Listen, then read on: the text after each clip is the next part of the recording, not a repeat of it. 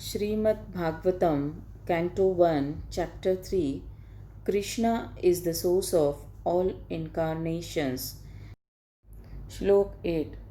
Trutiyam Rishi Sarga Vaidevarshitvam Upetya Saha Tantram Sattvatmaschashta Naishkarmyam Karmanam Yataha. Translation. In the millennium of the rishis, the personality of Godhead accepted the third empowered incarnation in the form of Devarshi Narada, who is a great sage among the demigods. He collected expositions of the Vedas which deal with devotional service and which inspire non fruitive action. Purport. The great Rishi Narada, who is an empowered incarnation of the personality of Godhead, propagates devotional service all over the universe. All great devotees of the Lord all over the universe and in different planets and species of life are his disciples. Srila Vyasadeva, the compiler of the Srimad Bhagavatam, is also one of his disciples. He is the author of Narada Panakaratra, which is the exposition of the Vedas, particularly for devotional service of the Lord. This Narada Panakaratra trains the karmis or the fruitive workers to achieve liberation from the bondage of fruitive work. The conditioned souls are mostly attracted by fruitive work because they want to enjoy life by the sweat of their own brow. The whole universe is full of fruitive workers in all species of life.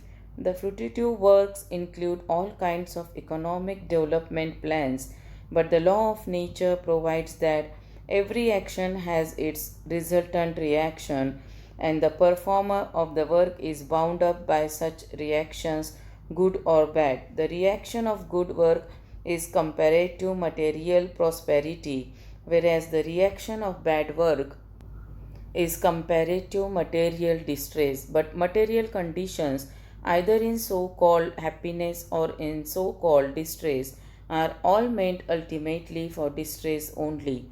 Foolish materialists have no information how to obtain eternal happiness in the unconditional state. Sri Narad informs these foolish fruitive workers how to realize the reality of happiness. He gives direction to the deceased man of the world how one's present engagement can lead one to the path of spiritual emancipation.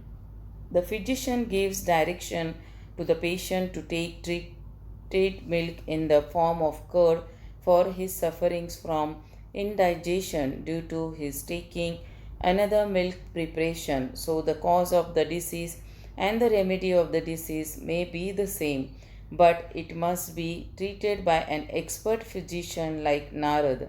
The Bhagavad Gita also gives the same solution for serving the Lord by the fruits of one's labor that will lead one to the path of Naishkarmya or liberation.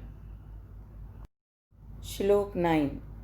Turye Dharmakala Sarge Naranarayana Vrishi Bhutvat Atmo Pashamo Peta Karod Dushram Tapaha. Translation. In the fourth incarnation, the Lord became Nara and Narayana, the twin sons of the wife of King Dharma. Thus he undertook severe and exemplary penances to control the senses. Purport. As it was advised by King Rishabh to his sons, tapasya or voluntary acceptance of penance for realization of the transcendence is the only duty of the human being.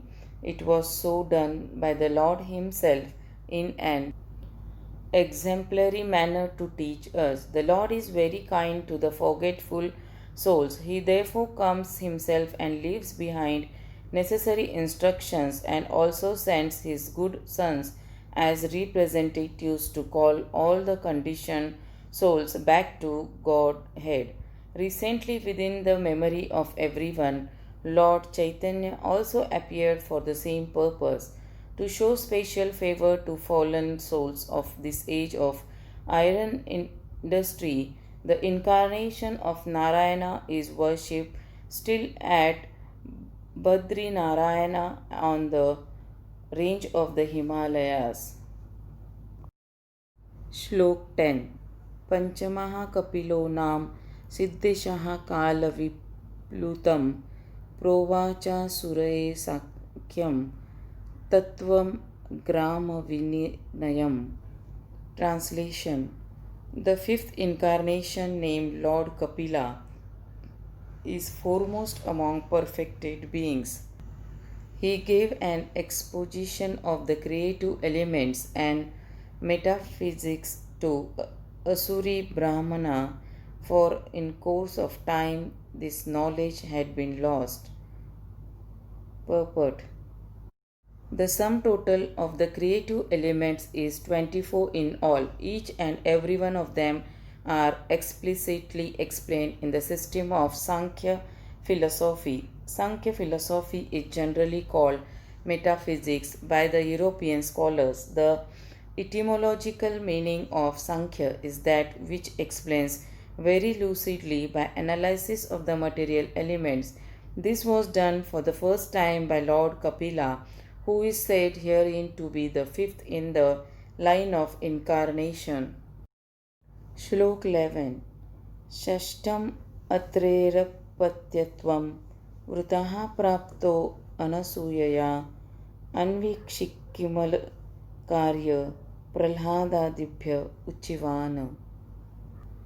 Translation. The sixth incarnation of the Purusha was the son of the sage Atri. He was born in the womb of Anusuya, who prayed for an incarnation. He spoke on the subject of transcendence to Alarka, Pralhad, and others. Purport. The Lord incarnated himself as Dattatreya, the son of Rishi Atri and Anusuya. The history of the birth of Dattatreya as an incarnation of the Lord is mentioned in the Brahmanda Purana in connection with the story of the devoted wife. It is said there that Anusuya, the wife of Rishi Atri, prayed before the Lords Brahma, Vishnu and Shiva as follows: My lords, if you are pleased with me and if you desire me to ask from you some sort of blessings, then I pray that you combine together to become my son. This was accepted by the lords, and as Dattatreya, the Lord expounded the philosophy of the spirit soul and especially instructed Alarka, Pralhad, Yadu, Haya, etc. श्लोक 12.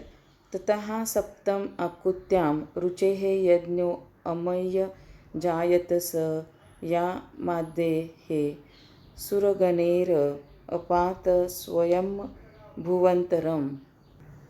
Translation. The seventh incarnation was Yajna, the son of Prajapati Ruchi, and his wife Akuti. He controlled the period during the change of the Swayambhuva Manu and was assisted by demigods such as his son Yama and others. Purport. The administrative post occupied by the demigods for maintaining the regulations of the material world are offered to the highly elevated pious living beings. When there is a scarcity of such pious living beings, the Lord incarnates himself as Brahma, Prajapati, Indra, etc., and takes up the charge. During the period of Swayambhuva Manu, the present period is of Vaivasvata Manu, there was no suitable living being who could occupy the post of Indra, the king of the Indralok planet. The Lord himself at that time became Indra, assisted by his own sons like Yama and other demigods. Lord Yajna ruled the administration of the universal affairs. Shloka 13. अष्टमे मेरु देव्यां तु नाभेर्जातुरुक्रमः दर्शयन् वर्मधीराणां सर्वाश्रमं नमस्कृतम्. Translation. The eighth incarnation was King Rishabha, son of King Nabhi, and his wife Meru Devi. In this incarnation, the Lord showed the path of perfection, which is followed by those who have fully controlled their senses and who are honored by all orders of life. Purport. The society of human beings is naturally divided into eight by orders and statuses of life. The four divisions of occupation and four divisions of cultural advancement, the intelligent class, the administrative class, the productive class, and the liberal class, are the four divisions of occupation, and the student life, the householder's life, retired life, and renounced life are the four statuses of cultural advancement towards the path of spiritual realization. Out of this, the renounced order of life or the order of sannyasa is considered the highest of all, and a sannyasi is constitutionally the spiritual master for all the orders and divisions. In the sannyasa order, also, there are four stages of upliftment toward perfection. Such stages are called the Kutichaka, Bahudaka, Parivarjakacharya, and the Paramhansa. The Paramhansa stage of life is the highest stage of perfection. This order of life is respected by all others. Maharaj Rishabh, the son of King Nabhi and Meru Devi, was an incarnation of the Lord, and he instructed his sons to follow the path of perfection by tapasya, which sanctifies one's existence and enables one to attain the stage of spiritual happiness which is eternal and ever increasing. Every living being is searching after happiness, but no one knows where eternal and unlimited happiness is obtainable. Foolish men seek after material sense pleasure as a substitute for real happiness, but such foolish men forget that temporary so called happiness derived from sense pleasures is also enjoyed by the dogs and hogs. No animal, bird, or beast is bereft of the sense pleasure. In every species of life, including the human form of life, such happiness is immensely obtainable. The human form of life is, however, not meant for such cheap happiness. The human life is meant for attaining eternal and unlimited happiness by spiritual realization. This spiritual realization is obtained by tapasya or undergoing voluntarily the path of penance and abstinences from material pleasures. Those who have been trained for abstinence in material pleasures are called dhira or men undisturbed by the senses. These dhiras can accept the orders of sannyasa and they can gradually rise up to the status of the Paramhans, which is adored by all members of the society. King Rishabh propagated this mission, and at the last stage, he became completely aloof from the material bodily needs, which is a rare stage not to be imitated by foolish men but to the worshipped by all. श्लोक 14 ऋषिभिः याचितो भेजे नवं पार्थिवं वपुः दुग्धे मम ओषधीर् विप्रास् तेनायं स उष्यतम्. Translation. O Brahmanas, the ninth incarnation of the Lord prayed for by sages was King Pruthu, who cultivated the land to yield various produces, and for that reason the earth was beautiful and attractive. Purport. Before the advent of the King Pruthu, there was great havoc of maladministration due to the vicious life of the previous king, the father of Maharaj Pruthu. The intelligent class of men, namely the sages and the Brahmanas, not only prayed for the Lord to come down, but they also dethroned the previous king. It is the duty of the king to be pious and thus look after the all around welfare of the citizens. Whenever there is some negligence on the part of the king in discharging his duty, the intelligent class of men must dethrone him. The intelligent class of men, however, do not occupy the royal throne because they have much more important duties for the welfare of the public. Instead of occupying the royal throne, they prayed for the incarnation of the Lord, and the Lord came as Maharaj Prithu. Real intelligent men or qualified Brahmanas never aspire for political post. Maharaj Prithu excavated many produces from the earth, and thus not only the citizens became happy to have such a good king, but the complete sight of the earth also became beautiful and attractive. श्लोक 15 रूपं स जगृहे मत्स्यं च अक्षुषोदधि समल्पवे न व्यावारोप्य महिमायाम् अपाद वैवस्वतं मनुम्. Translation. When there was a complete inundation after the period of the Chakshusha Manu and the whole world was deep within water, the Lord accepted the form of a fish and protected Vaivastava Manu, keeping him up on a boat.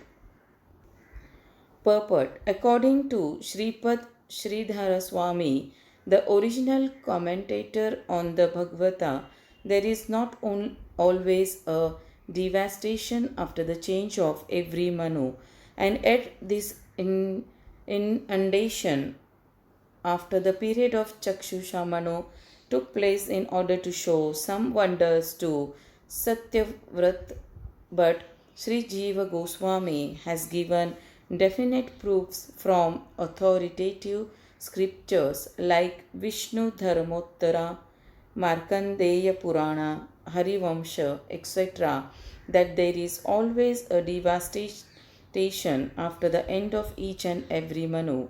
Srila Vishwanatha Chakravarti has also supported Srila Jiva Goswami, and he, Sri Chakravarti, has also quoted from Bhagavad Amrutam about this inundation after each Manu. Apart from this, the Lord, in order to show special favor to Satyavrata, a devotee of the Lord in this particular period, incarnated himself. श्लोक 16 सुरासुराणाम् उदधिं मथनातां मन्दराचलं दध्रे कमठरूपेण पृष्ठ एकादशे विभुः. Translation. The 11th incarnation of the Lord was in the form of a tortoise whose shell served as a pivot for the Mandarachalam hill, which was being used as a churning rod by the theist and atheist of the universe. Purport. Once both the atheist and the theist were engaged in producing nectar from the sea so that all of them could become deathless by drinking it. At that time, the Mandarachalam hill was used as the churning rod, and the shell of Lord Tortoise, the incarnation of Godhead, became the resting place of the hill in the sea water. श्लोक 17 धन्वन्तरं द्वादशं त्रयोदशम् एव च अपायात् सुरान् अन्याय मोहिन्या मोहयन् Shriya. Translation. In the 12th incarnation, the Lord appeared as Dhanvantari, and in the 13th, he allured the atheists by the charming beauty of a woman and gave nectar to the demigods to drink. Shlok 18 Chaturdasham Narasimham Bibharad Daityendram Urajitam Dadarakara Jairu Raverakam Katakrudyataha. Translation. In the 14th incarnation, the Lord appeared as Narsimha and bifurcated the strong body of the atheist Hiranyakashipu with his nails, just as a carpenter pierces cane. श्लोक 19 पंचदशं वामनकं कृत्वा गाध्वरं बलेः पदत्रयं याचमानः प्रत्यादित्सु स्त्रीपिष्टमपम्. Translation.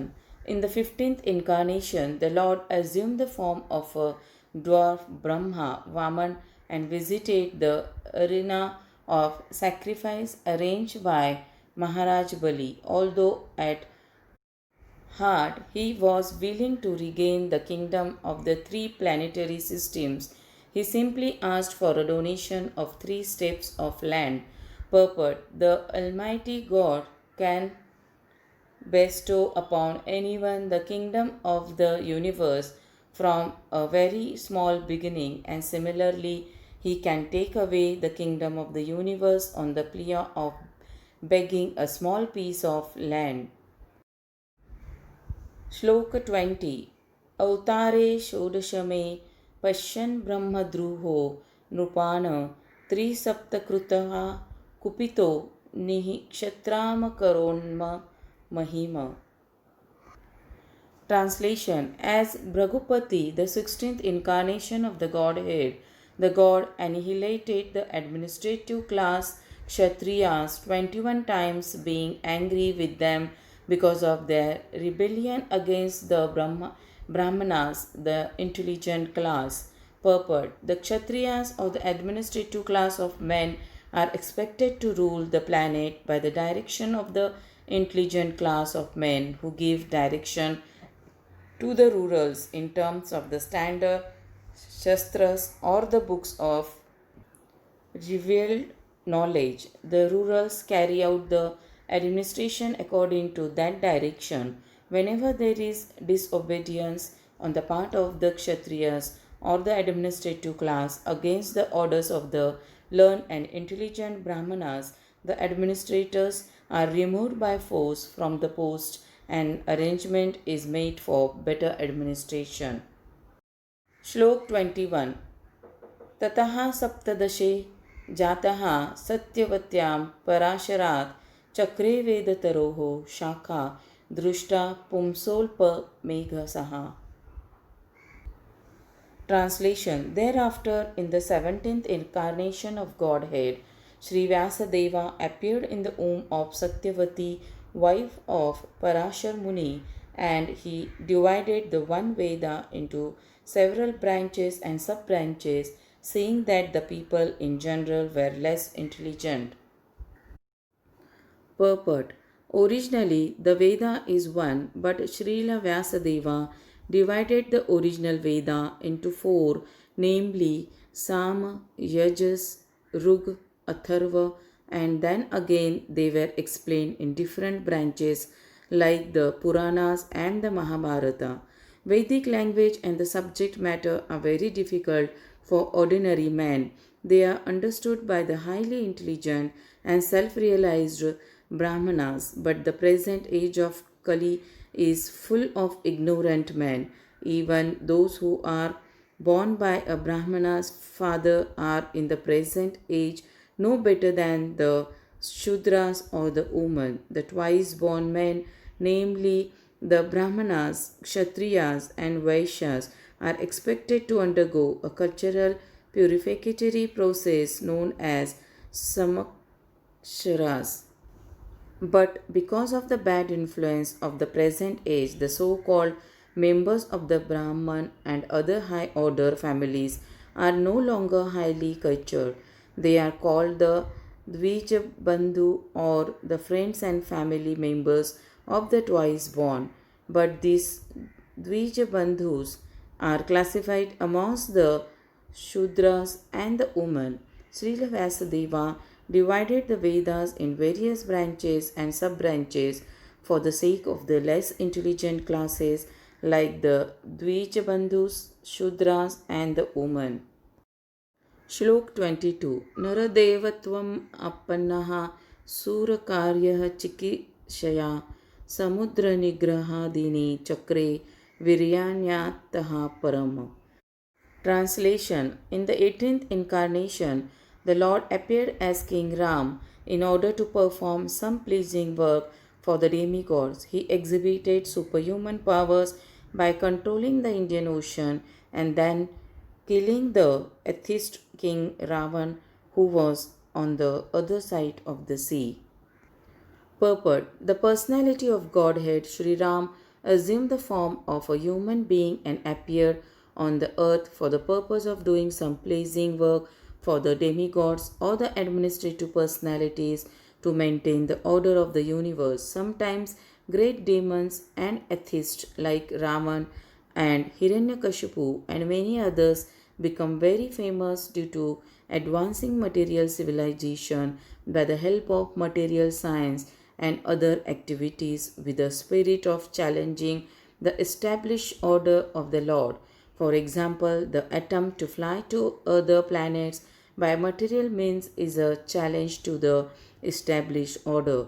The conditions of each and every planet are different, and different classes of human beings are accommodated there for particular purposes mentioned in the courts of the Lord, but up by tiny success in material advancement. Sometimes the godless materialist challenges the existence of God. Ravan was one of them, and he wanted to deport ordinary men to the planets of Indra by material means without consideration of the necessary qualifications. He wanted a staircase to be built up directly reaching the heavenly planet so that people might not be required to undergo the routine of pious work necessary to enter that planet. He also wanted to perform other acts against the established rule of the Lord. He even challenged the authority of Sri Ram, the personality of Godhead, and kidnapped his wife Sita. Of course, Lord Ram came to chastise this atheist, answering the prayer and desire of the demigods. He therefore took up the challenge of Ravan, and the complete activity is the subject matter of Ramayana. Because Lord Ramachandra was the personality of Godhead, he exhibited superhuman activities which no human being, included the materially advanced Ravan, could perform. Lord Ramachandra prepared a royal road on the Indian Ocean with stones that floated on the water. The modern scientists have done research in the area of weightlessness, but it is not possible to bring in weightlessness anyway and anyway, every way. But because weightlessness is the creation of the Lord by which he can make the gigantic planets fly and float in the air, he made the stones even within this earth to be weightless and prepared a stone bridge on the sea without any supporting pillar. That is the display of the power of God. श्लोक 23 एकोनविंशे विंशति मे वृष्णिषु प्राप्य जन्मी रामकृष्णाविति भुवो भगवान हरदभरम. Translation. In the 19th and 20th incarnations, the Lord advanted himself as Lord Balaram and Lord Krishna in the family of Vrishni, the Yadu dynasty, and by so doing he removed the burden of the world.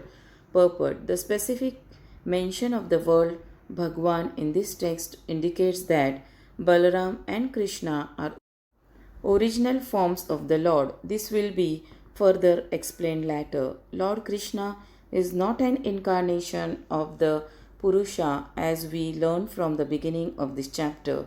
He is directly the original personality of Godhead, and Balaram is the first plenary manifestation of the Lord. From Baladeva, the first phalanx of plenary expansions, Vasudeva, Shankarasana, Aniruddha, and Pradyumna expands. Lord Shri Krishna is Vasudeva and Baladeva is Shankarasana.